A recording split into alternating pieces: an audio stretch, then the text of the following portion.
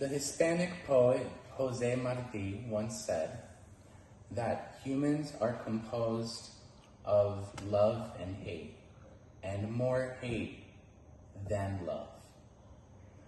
But that love still has an ability to shine through all of that hate.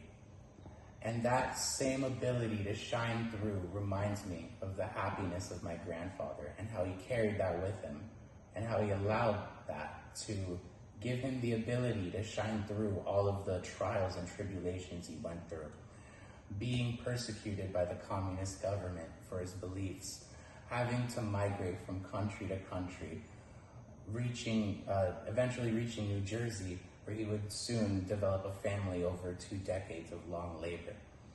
And all of that labor, to me, is symbolized through the morning drink that he would have every day by the windowsill, café con leche.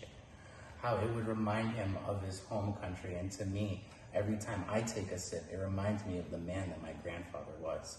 And to express this, I want to delve into the history of the drink, how there is an innate beauty in each simplistic component being combined into this whole, and how finally, how sometimes too much of a bad thing too much of a good thing can become a bad thing. The coffee beans were brought and imported from Spain off of ships, where the Spaniards were looking for a proper environment to cultivate the bean. And they ended up landing on the countryside of Cuba, where it had the rich soil and humid climate for its cultivation.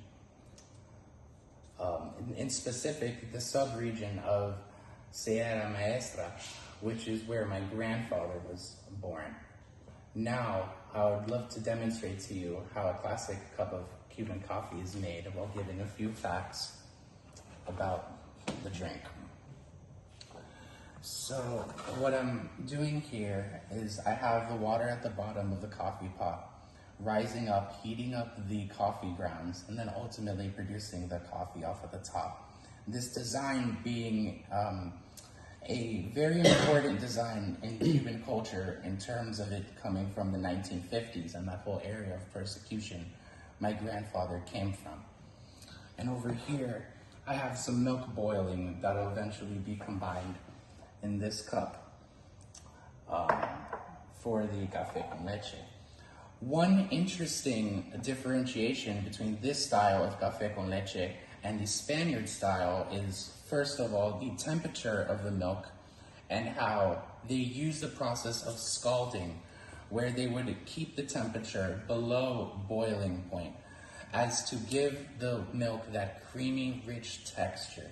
Whereas in Cuba, we usually just stick to the boiling point, although we do have one step that differentiates us, and that's the inclusion of sugar at the bottom of the canister used to deposit the coffee.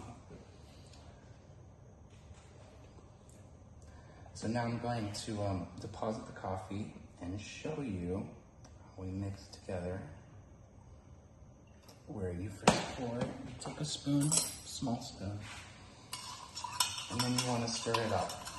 And make sure that you don't put too much sugar as to where the coffee gets soaked up into the sugar. You want just the right amount. And then after, you pour it here. Add in your milk. Oof.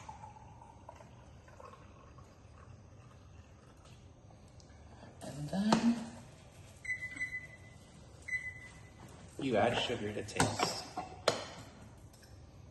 One of the interesting statistics about coffee is most coffee drinkers who end up drinking and facing physiological or psychological symptoms, about 17%, end up